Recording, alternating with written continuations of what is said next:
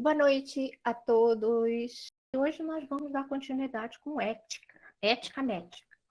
Comentar princípios, direitos e deveres que nós, médicos, temos. Ética deriva do grego ethos, que significa caráter, o modo intrínseco de uma pessoa ser. Segundo Epicuro, o caráter é aquilo que você é quando ninguém está olhando. Os princípios que definem o que eu quero, o que eu devo e o que eu posso são definidos pela ética. A gente consegue estabelecer um equilíbrio sobre isso. Por quê? Porque nem tudo que quero posso, nem tudo que posso eu devo, e nem tudo que eu devo eu quero. Então, a diferença entre ética e moral é que ética é o princípio, depende do indivíduo, é o caráter da pessoa, e a moral não. A moral é a conduta prática, se eu cumpro ou não os princípios éticos, se eu estou ou não de acordo com as regras da sociedade. Então, a gente tem na prática a associação de ética e moral. Você tem seus princípios éticos e você tem a sua moral, você cumpre, você tem a sua regra de conduta. Mas não é muito bem isso que a gente vê. Essa cena aqui é uma cena do cotidiano.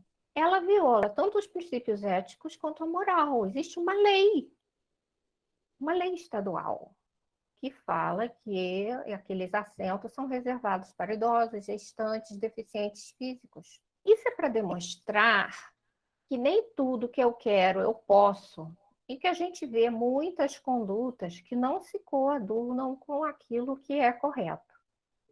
Então, essas reflexões são muito importantes. Se você não puder contar como você fez alguma coisa, não faça. Já é uma inibição. Quando você tem alguma dúvida se você deve ou não fazer alguma coisa, é só se perguntar: e se eu posso contar para minha mãe que eu fiz? Ou posso contar para o meu pai, uma pessoa que eu respeito, que quer que eu haja corretamente? E para isso, na nossa área, a gente tem uma coisa muito boa. A gente tem o nosso manual de bolso que vocês receberam quando vocês se formaram lá na faculdade. E vocês receberam aquele carimbo, aquele número. Falaram para vocês que a partir dali vocês teriam que seguir o Código de Ética Médica. A gente tem um Código de Ética recente, que ele é bem novinho até. Foi desenvolvido em 2018, publicado em 2019. E nesse livrinho, a gente tem um guia para a gente não cair nas armadilhas. O que eu trouxe hoje para vocês são as novidades. Essa é a número 1. É a autonomia do paciente. A autonomia do paciente é o destaque desse código.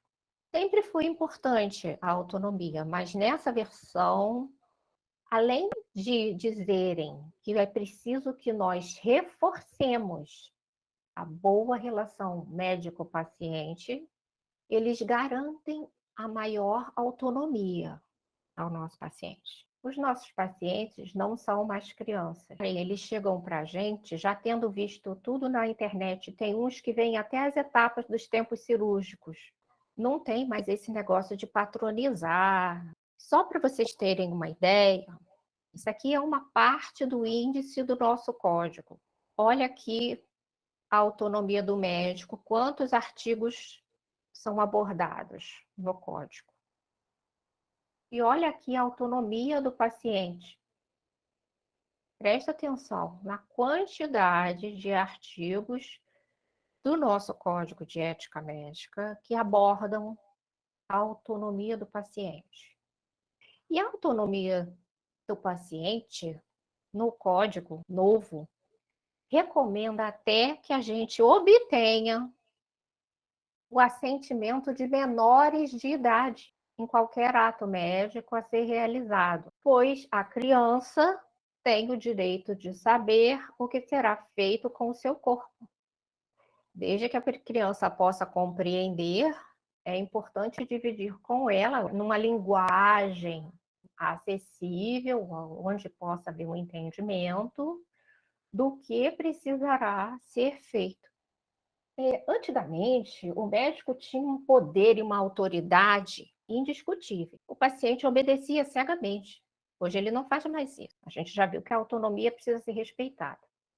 E a gente tem que ter muito cuidado, porque a gente tende a cercear a autonomia dos nossos idosos. A autonomia deve ser preservada o máximo que pudermos. Enquanto houver autonomia, pelo menos para escolher comer uma comida que gosta, ou a quantidade que quer, a gente tem que parar de dar as ordens e dizer o que tem que ser, tem que perguntar para o paciente o que ele quer, ou o que ele quer saber sobre a doença dele. Então, eu tenho um exemplo que eu queria contar para vocês rapidamente. Uma vez, na clínica de dor e cuidados paliativos, a gente pega pacientes terminais, pacientes que já estão em fim de vida, mas que estão ainda têm condição da gente fazer acompanhamento e melhorar e controlar os sintomas. É isso que é o cuidado paliativo. E a paciente era um câncer de pulmão, avançado, fora de possibilidade de cura, ela foi encaminhada na época para mim para fazer controle de dor e de dispneia. Tudo bem, a gente fez, ela ficou ótima, era uma portuguesa, ela tinha uma frustração muito grande, porque ela não tinha conseguido voltar para a terrinha dela, porque ela queria rever os parentes antes de morrer.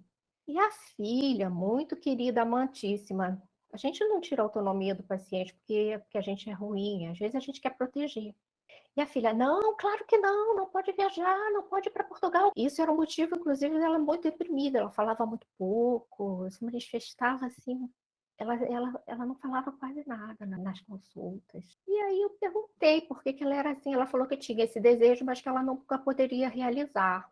Aí a gente acionou assistente social, farmácia, todo mundo, ela estava ótima, com sintomas controlados, a gente fez uma malinha de remédios. Ela foi para Portugal com um monte de receita lá, e ficou lá quase um mês, feliz da vida. Quando ela voltou, como ela estava muito anêmica, a filha, doutora, a senhora precisa falar com ela. Ela precisa comer fígado, porque ela está muito fraca. Mas aí eu virei para ela e falei, dona fulana, a senhora não come fígado por quê? Ela, doutora, porque eu não gosto. Eu falei, a senhora não gosta? Nunca gostei na minha vida, doutora. E a filha, mas doutora, fígado é muito bom para a saúde. Olha a situação. Então, muitas vezes, a gente tem que intermediar essas interferências, a gente tem que proteger o nosso paciente. Aí eu conversei com a filha, falei com a filha, expliquei para ela tinha que escolher o que ela quisesse comer, mas ela não quer comer nada, pergunta a ela o que ela quer. Ela queria tomar sorvete. Então, essa intervenção que a gente muitas vezes observa, o familiar falando, não conta para ela o diagnóstico. Já viram isso? Não pode saber. Então, esse tipo de coisa você tem que ver, porque às vezes o paciente te pergunta, ele quer saber. Cuidado, quando vocês. Isso é um campo minado. Vocês têm que ser o defensor do seu paciente. E nada de fazer condutas sem explicar para o paciente por que razão você está fazendo. Você não é dono dele. A autonomia do paciente, no nosso código de ética, dá total possibilidade dos pacientes recusarem tratamentos considerados excessivos e inúteis. Ele pode se recusar à vontade. Você tem que dizer para ele o tratamento que está disponível e ele vai escolher. Nesse ponto do nosso código, ele reitera o caráter totalmente antiético da distanásia. O que é distanásia, gente? É o prolongamento artificial do processo de morte com sofrimento do paciente que não tem perspectiva de cura ou melhora. Isso é distanásia. Quando você quer prolongar esse processo de morte. E aí, mais uma vez, o nosso código reforça o conceito de ortotanásia. Presta atenção. Que diz o quê? Nas situações clínicas irreversíveis e terminais, o médico evitará a realização de procedimentos diagnósticos e terapêuticos desnecessários e propiciará aos pacientes sob sua atenção todos os cuidados paliativos apropriados. Isso é ortotanásia. Então, a ortotanásia é ética, está defendida no nosso código, está em destaque nesse novo código. Vocês viram, vocês acompanharam o depoimento desse senhor? Ele disse, em depoimento, esse depoimento foi no Ministério Público. Esse paciente, ele estava internado no hospital, lá da Prevent Senior, em São Paulo. Ele estava na UTI, ele iria ser transferido para um leito híbrido, segundo a doutora Daniela, e lá nesse leito híbrido, ele receberia mais dignidade, mais conforto, seria feito um tratamento paliativo e o óbito ocorreria em poucos dias. Isso foi falado com as filhas dele. Só que as filhas dele discordaram, não concordaram. Depois, também, ele disse, veja bem, é o que ele disse, a gente não tem, né? Está sendo feita uma investigação de prontuário e tudo. Ele disse que a Prevent usou uma ficha de outro paciente, uma senhora mais velha, que tinha marca-passo, uma cardiopatia grave, e confundiu ele com outro paciente. Foi esse o relato. Qual é a hora que você decide que tem que puxar o plug, que tem que desligar e botar o paciente para cuidado paliativo? Se a família discordar, o que você faz?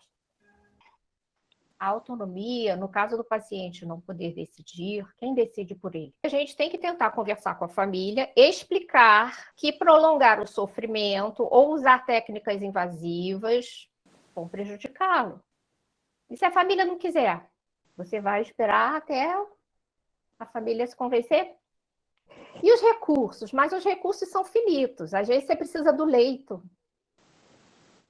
Está precisando tirar o paciente de lá, é um paciente paliativo. Como é que você faz isso? Olha isso, gente. Tem decisão fácil aqui? Vou contar um exemplo. Vou contar um exemplo que aconteceu com a minha família, meu pai. Meu pai, ele teve uma sepse, para encurtar a história. Aí já estava entrando em falência de órgãos. O pessoal lá da UTI resolveu fazer diálise. Estava com insuficiência renal. E aí chegou a técnica, a máquina de diálise, e eu estava lá. Quando ela começou a rodar a máquina de diálise, aumentou a noradrenalina, faz trem, aquela coisa normal de CTI, aquele barata voa, parou a diálise e tal, tentou de novo. Aí eu já sabia que ele ia morrer no procedimento. Aí cheguei lá, fora, estava meu irmão e a mulher do meu pai. E falei o que estava acontecendo, falei que ele ia morrer na diálise se insistissem no procedimento, que a gente devia fazer o tratamento paliativo, deixá-lo confortável, porque ele realmente não ia conseguir sobreviver. Aí meu irmão e a mulher do meu pai, não, de jeito nenhum. A gente tem que tentar tudo, até o final.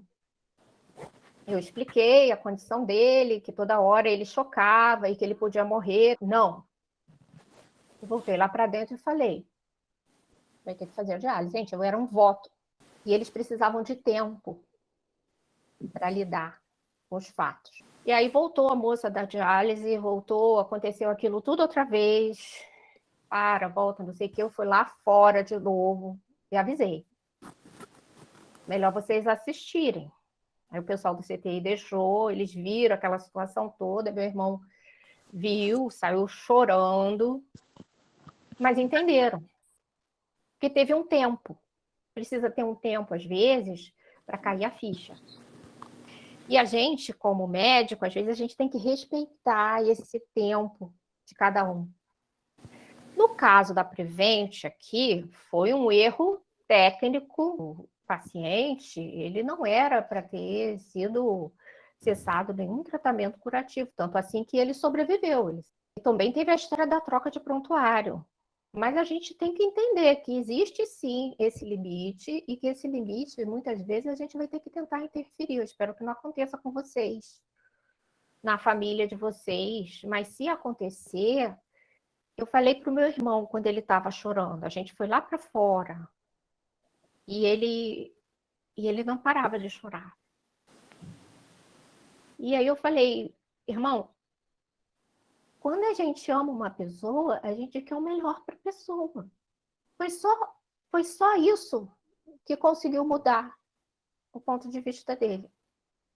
Porque até então a pessoa está apegada numa esperança de que o tratamento vai dar certo. Então a gente tem que ter essa compreensão e respeitar a autonomia do paciente e da família. É óbvio que a gente vai expor todos os fatos, objetivamente. No nosso código também, além da autonomia dos nossos pacientes, existe a autonomia médica. E diz o seguinte: o médico exercerá sua profissão com autonomia, não sendo obrigado a prestar serviços que contrariem os ditames da sua consciência, ou a quem não deseje, excetuadas as situações de ausência de outro médico, em caso de urgência ou emergência, ou quando sua recusa possa trazer danos à saúde de paciente. Tá? Em situações limites, você vai ter que entubar e ficar e não tem jeito. Mas fora isso, você vai exercer a profissão de acordo com a sua consciência. Eu procuro trazer para vocês sempre coisas mais recentes. E a Prevent Senior agora, ela também está sendo alvo de ação trabalhista por coação dos médicos e demissões. Isso é uma investigação. Pode ser que depois vejam que não há provas, que nem nada. Mas a gente tem 12 médicos que entraram com uma ação no Ministério Público alegando que foram coagidos a mudar diagnósticos, foram ameaçados com demissão. Eles disseram que eles procuraram o CRM de São Paulo e o CRM de São Paulo não se manifestou. A informação é essa. Aí eles se uniram lá, 12 pessoas, e entraram com uma ação coletiva. Disseram que eles estavam sendo coagidos, inclusive, em prescrever o kit Covid. Depois disso, o Ministério Público está analisando documentos, ouvindo testemunhas, pacientes e parentes de mortos por Covid nesta semana. Estão analisando prontuários, conversas, exames, receitas. Existem formas de você fazer o levantamento da documentação. E agora, 2 dias atrás, a Gazeta do Povo publica o seguinte editorial: o Ministério Público contra a autonomia médica. Nessa reportagem, o nosso presidente do CFM fala o seguinte: o médico brasileiro não precisa de nenhum tutor, não. O médico sabe tratar o paciente dele. Não precisa que jornalistas, políticos, defensores públicos, ninguém, nem entidades médicas, digam para ele o que fazer. Como alguém em sã consciência pode questionar a autonomia do médico? Ele está achando que o Ministério Público está interferindo no direito do médico fazer o que ele acha que deve fazer. Qual é o limite da autonomia? A gente não tem limite na nossa autonomia? Se eu quiser prescrever uma coisa que não existe, para uma doença que ninguém sabe o que é, porque eu estou desesperada, porque não tem nenhum tratamento, eu posso. Se eu quero testar uma droga num paciente, que eu acho, como é o nome disso? Isso é um experimento, isso é um ensaio. Precisa passar pelo comitê de ética, o comitê tem que aprovar a sua experimentação. Você vai ter que fazer uma série de alegações dizendo o porquê que você vai testar um paciente, porque você acha que dá certo. Isso é outra coisa. O conceito que a gente tem que entender aqui é que não é tudo. Eu posso muito. Médico pode muito. Vocês podem muito, meus queridos. Mas vocês não podem tudo. Existe uma coisa chamada ciência. E nós estamos atrelados a ela. E negar a ciência é muito mais fácil do que você aprendê-la. Aprender dá trabalho.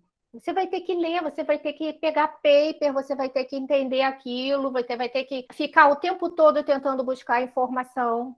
E nem tudo que é cientificamente possível é eticamente aceitável. Vamos nos acomodar no nosso tamanho. Nada de egos insuflados, achar que pode tudo. Você não pode tudo. Você tem limites. E agora eu quero falar com vocês sobre uma coisa super atual. Nós estamos vivendo uma revolução digital. Nos últimos 25 anos, a ciência e a tecnologia deu um avanço absurdo. Vocês foram criados durante essa revolução. Vocês são a geração da revolução digital. Então, quando vocês pensarem hoje nessa revolução, vocês não têm ideia de como era antes. Vocês ouviram falar, mas vocês não vivenciaram as nossas dificuldades. E com a revolução digital, a gente tem que pensar na responsabilidade médica. Mudou tudo. A gente mudou um monte de coisas. Além do fato da gente ter acessível na ponta dos dedos todos os papers e tudo, antes de serem impressos, ahead of print, você já consegue ver o paper na revista, não é assim? A gente tem tudo isso disponível na internet. No Portal CAP, já ensinei para vocês tudo isso. A gente teve o advento das redes sociais, a comunicação ficou veloz, tudo está muito acelerado. E aí, por causa disso, em 2015, uma resolução do Conselho Federal de Medicina estabeleceu como mídias sociais os sites, blogs, Facebook, Twitter, Instagram, YouTube, WhatsApp e similares. Houve uma determinação, CFM 2015. Não é permitido publicar nas mídias sociais fotos tiradas com pacientes, selfies. Não pode. Em consultas ou cirurgias, você não pode se deixar fotografar e divulgar. Em segundo lugar, é proibido divulgar fotos, imagens, áudios que caracterizem sensacionalismo, autopromoção ou concorrência desleal. Neste grupo estão as fotos conhecidas como antes e depois. A medicina não é uma atividade fim, é uma atividade de meio.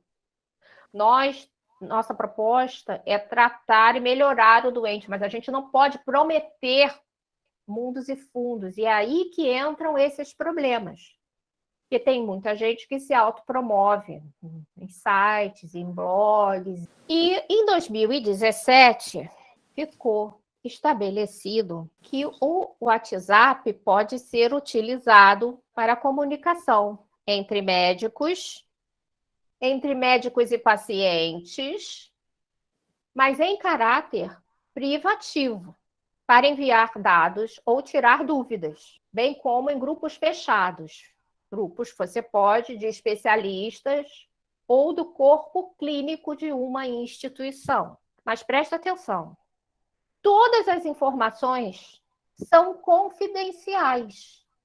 Não podem extrapolar os limites do grupo, nem circular em grupos recreativos. São grupos de médicos, especialistas, ou você com seu paciente. Problema. Essa troca de mensagem desafia o sigilo médico. Quando você posta alguma coisa, você se compromete a manter o sigilo do seu paciente. Você pode compartilhar informações num grupo visando a assistência ou discutir informações visando ensino. Isso é permitido. Compartilhar informações em grupos, buscando troca de informações, elucidação de uma coisa que você está em dúvida. Lógico, isso é permitido. Mas você não pode garantir o sigilo da informação. Se você não entender que você tem que manter a confidencialidade, a privacidade dos dados do seu paciente, você pode entrar pelo cano. Vocês lembram desse caso aqui, 2017, que uma médica do Sírio-Libanês foi demitida estava num grupo de WhatsApp o diagnóstico da dona Marisa, que na época era a primeira-dama. Quando ela compartilhou, 40 minutos depois era viral, estava em todos os lugares. Ela foi demitida. Sim, isso aqui dá processo, inclusive na área penal, porque compartilhar informações sigilosas é crime. A gente tem uma lei hoje, que é a Lei Geral de Proteção de Dados. Cuidado com o que vocês vão fazer. Então, vamos lá. Primeira coisa, quem é o guardião das informações sigilosas do seu paciente? É você. O responsável é você. O paciente é seu. Se você resolve compartilhar alguma coisa do seu paciente numa rede social e alguém sai por aí espalhando, a pessoa também tem responsabilidade. Por quê? A responsabilidade quanto ao sigilo precisa ser dividida entre todos os usuários do grupo. Será que todos esses montes de grupos que vocês têm, vocês estão tranquilos quanto a isso? Que todo mundo é legal, não vai compartilhar com nada? A responsabilidade é solidária. Mas o responsável pela postagem está lascado. Não tem mais sigilo com a rede social. É para lá e para cá o tempo todo. Você tem que ter muito cuidado com o que você está fazendo. Outra coisa muito importante: sempre obtenha permissão por escrito do paciente, mesmo se for usar apenas uma imagem de parte do corpo dele. E se você não puder evitar, né? Mas se você tiver que enviar alguma imagem, ou você quer de qualquer maneira botar uma foto de um paciente, então pega o consentimento. Não fala especificamente nenhum dado do paciente, é uma senhora, ou a dona Rosa, não tem que dar detalhes. Só fala sexo, idade, entendeu? Não quer dizer, não diz qual é detalhes do paciente, não identifica ninguém se o paciente não autorizar. E quando você for tirar foto, se você realmente é desses que não. Eu tenho uma especialidade cirúrgica, eu tenho que mandar uma foto, eu sou dermatologista. Eu tenho um paciente que tem uma lesão dermatológica, eu preciso mandar foto. Se você for tirar foto, não tiver jeito, às vezes não tem, né, gente? Às vezes você precisa pedir ajuda e tem que mandar. Aí você tem que ter certeza de que não tem nada em volta, um lençol com o nome do hospital, um prontuário com a etiqueta do paciente perto, não tem, não, na sua foto não pode ter nada que identifique o seu paciente. E se você usar informações que não lhe pertencem, e pior ainda, pelas quais você responde por elas, você é o guardião. Apropriação e uso indevido de dados é crime tipificado no Código Penal. É a Lei Geral de Proteção de Dados de 2020. Criminal. Sem contar que, pelo Código de Ética, você também está lascado. O Código de Ética proíbe o tratamento e outros procedimentos sem que você possa examinar o paciente, fazer um exame físico, a não ser em casos de urgência e emergência, ou impossibilidade comprovada de realizá-lo. Nesse caso, você deve fazer esse exame clínico tão logo cesse esse impedimento. Porém, o que aconteceu? A revolução digital e o coronavírus. Essa combinação dessas duas coisas conseguiu regulamentar a telemedicina durante a pandemia. Então, durante a pandemia, excepcionalmente, vocês estão podendo praticar a telemedicina.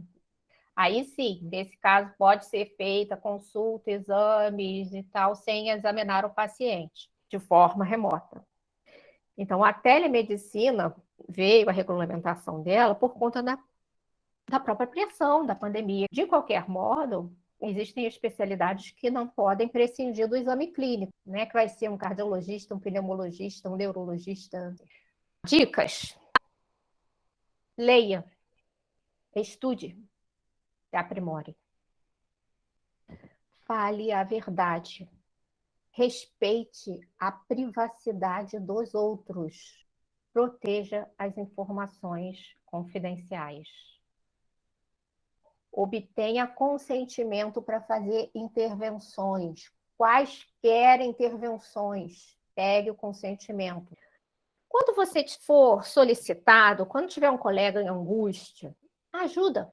Ajuda ele a tomar decisões. Se ele tiver num dilema ético, com uma dúvida, ajuda. Porque você também vai ser ajudado se você precisar. Discuta os temas espinhosos, essas dúvidas com as outras pessoas. Essa conversa aqui é para isso. Porque são situações que geram realmente angústia. E a responsabilidade médica, ao fim e ao cabo, é de quem? É sua. Decidir muito bem pensado tudo que você tem que fazer. São escolhas que a gente vai fazer. Toda escolha são 2 caminhos. E a gente tem que tentar acertar o máximo que der. Tem gente que printa tudo. Tem programas hoje que salvam todas as mensagens, todos os áudios, eles salvam tudo. Tem validade jurídica, sim. Quando eu estou falando para você ter tudo documentado, eu estou falando para você documentar as coisas do seu paciente no prontuário, no seu prontuário médico, ou nas fichas do seu consultório, no prontuário eletrônico do seu paciente. Você tem que cuidadosamente ser neurótico, obsessivo, compulsivo com isso. E isso dá maior raiva quando a gente vai fazer revisão de prontuário. E você pega uns prontuários incompletos que não anotaram as coisas, nem o CID direito no prontuário do paciente. Às vezes você quer fazer uma revisão e as coisas não estão registradas direito. Você vai precisar dessa documentação toda lisinha. O paciente pede a cópia do prontuário. É direito dele. Cuidado com o que você escreve no prontuário do seu paciente. Essas pegadinhas que a gente tem hoje, principalmente com essas redes sociais, com a velocidade da informação. Se alguém postar uma bobagem, uma barbaridade, não curta, não comente, não faça nada. Cuidado com o Twitter. Se postarem lá um post homofóbico, racista, blá, blá, blá, e você foi lá e retweetou, curtiu, você tem responsabilidade solidária. Então, pensem nisso. Cabeça é para pensar. A gente tem que estar bem antenado com o que a gente está fazendo. A tecnologia é uma excelente ferramenta. Usem a tecnologia a seu favor, mas tomem esses cuidados. Se protejam. E protejam os vulneráveis. Todos os esforços você tem que fazer para prover a melhor assistência possível. E isso inclui respeito aos dados, confidencialidade, e fazer toda a documentação correta. E se precisar de qualquer intervenção, procedimento, você tem que informá-lo, obter consentimento de tudo. Ele tem que ser totalmente esclarecido. O paciente pensa. Então, cuidado. A vida vai testar vocês. Uma coisa que eu posso afirmar para você: qualquer caminho não ético que vocês peguem, vocês estão no início de uma carreira brilhante. Qualquer caminho não ético é atalho. Não vai dar certo. Vocês estão numa maratona. Coloquem na cabeça de vocês que a carreira médica não é um sprint. Então, cuide da sua reputação. Você tem um nome a zelar. Quando você fizer trabalhos de pesquisa, seja completamente, absurdamente cuidadoso. Comitê de ético não é bobagem. Vocês já ouviram aquela música do Led Zeppelin, Stairway to Heaven? Vocês estão subindo essa escada cautelosamente, criteriosamente, cuidadosamente, sabendo que vocês têm responsabilidade, que vocês têm compromisso, esses compromissos todos que a gente discutiu. E assim vocês vão ascendendo. A ética, ela está diretamente ligada à maneira como você consegue se movimentar aqui nessa escada, se você vai chegar lá ou não. Além dela, temos a bioética, no nosso próximo encontro. Até lá, falem comigo se precisarem de qualquer ajuda com o TCC de vocês ou com qualquer outra coisa, e a gente se vê em bioética. Até lá.